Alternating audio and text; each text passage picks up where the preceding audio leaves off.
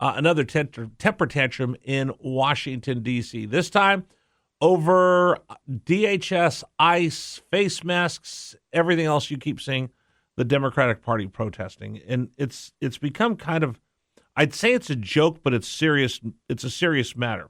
It's another temper tantrum. Government shutdowns were rare. They were rare.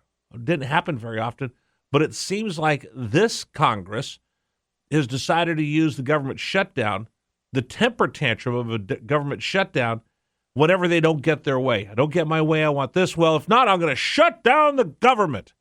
Is this any different than when your kid throws himself on the ground and causes a commotion in a restaurant because he didn't get his way? My son did that to me once, threw a temper tantrum, and was yelling and screaming in a restaurant. He's 5 years old. I said, all right, come here, pal. Come with me. And I scooped him up, said, let's go. Walked outside, put him in the back of the car, said, go ahead, yell and scream all you want. He stood there and he yelled and screamed and jumped up and down in the back seat, kept going on and on for about 5 minutes. And I'm just standing there looking at my phone. He's still going and going and going. Okay, go ahead, keep going. And then he kind of looks over to see if I'm paying attention. I'm not. And then I ask him, are you done? He goes, no. And he temper tantrum some more. And I said, okay. And I just stood there very calmly. And finally he stops and I give him a minute. And I look over and I go, are you done now? He goes, yeah. I said, all right, let's go back and finish dinner. We walked back in the restaurant, didn't say another word. I showed him that temper tantrums don't work. And he never did it again. Unfortunately, in D.C., it's a little different because instead of me being embarrassed in a restaurant, they're throwing a temper tantrum and playing with your security. Let me explain. They have a temper tantrum. It seems like every time they don't get their way and there's a budget bill comes through and they shut down the government. But they're shutting down the government portion of, just shutting down the government is wrong for a political ploy because people get hurt. And for them, they're going to shut down, folks. You tell me, follow along with me. They're going to shut down the Department of Homeland Security to win an argument. They're going to threaten TSA, our safety as we're flying, the border security, because Coast Guard and ICE and all the rest are not going to have money to do their job. They're going to do that because they didn't get their way, and it's a budget fight, and they're going to throw a temper tantrum and shut it all down. This isn't a messaging strategy. This isn't leverage. This is using public safety to get their way. And you tell me whether this is right or wrong. I'm telling you, it's 100% wrong, because here's what's really happening. This isn't about the principle. I'm going to stand on my principle. No, this is putting pressure. The Democrats are putting pressure on the Republicans to try to break them, to try to have that moment where they're going to yell and scream enough that they'll embarrass the Republicans into giving what they want.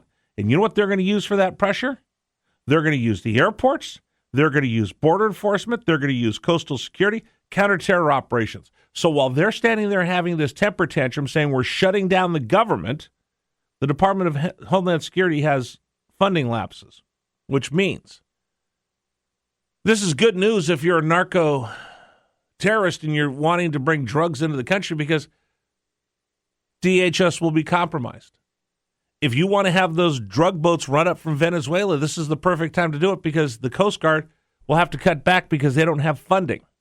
You want to push stuff across the border? Go ahead, because they're going to hold the border security hostage as they shut down DHS because they didn't get their way with the bill that they wanted to tell ICE officers to not wear masks. This isn't about infrastructure. This isn't about SNAP benefits. This is about the security of the United States of America.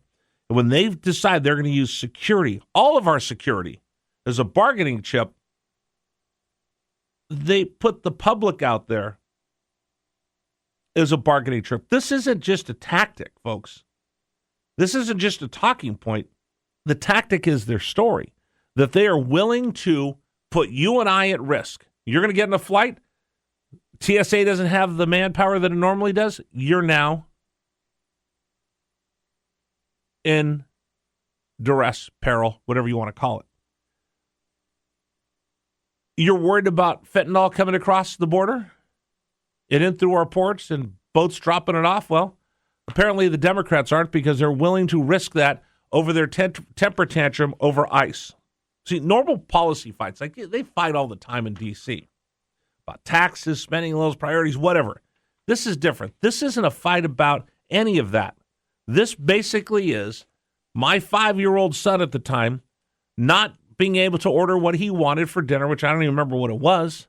He didn't get his way. He threw a temper tantrum. They didn't get their way. They put all of us in peril by shutting down part of the government that affects all of us. That's a contrast. At least my son was just going to embarrass me. He wasn't going to put me in danger the way these folks will. I mean, they fight about policy all day long in D.C., but I still pay my taxes. But this fight involves an agency that protects you and me. They're willing to risk your safety, my safety, and the safety of this country over their policy fight because they're mad at ICE, and they're mad at Donald Trump, and they're mad at Holman and Kristi Noem. And in order to get what they want because they're angry, they're willing to put everybody at risk. That's what the Democrats are doing. That's not a tactic. That is absolutely one of the most irresponsible things I've ever seen in government. I didn't get my way with ICE because I don't want them wearing masks, so I will expose the rest of the country until you give in to what I want. Public safety is not a prop to be used in your fights up in D.C. by the Richmond, north of Richmond. I'm not a prop. You're not a prop. Your family's not a prop. Your kids aren't a prop. So the next time you see somebody talking about we've got to fight the scourge of fentanyl, let me ask you this. What's more important? The Democrats' political fight in D.C. or keeping fentanyl out of our country? You ask me what's more important. Their pushback because they're mad at Kristi Noem and they're mad at Donald Trump, or making sure the Coast Guard is going to be able to rescue somebody who's drowning off the coast somewhere. You tell me which is more important. Hakeem Jeffries scoring his points with his base and his caucus, or you getting on a plane being safe? Which is more important? I think we all know the answer. And that's what frustrates you, and it probably frustrates, I know it frustrates me, but unfortunately it doesn't frustrate those that support what Hakeem Jeffries and the Democrats are doing right now. That's what I see. You give me your, and by the way, people want to start piling on right now on the James River Air text line. I do want to hear from you, 833-804-1140, 833-804-1140. Here's the bottom line is this.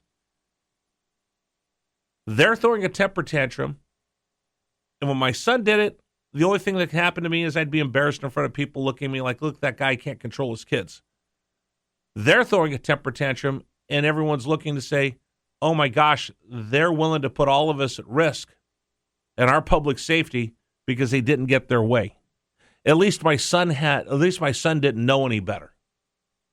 Can't say that the same for Hakeem Jeffries and Chuck Schumer and the Democrats, except for John Fetterman is the only one who voted for it. So John Fetterman, at least you know enough to know that temper tantrums aren't the right way to go.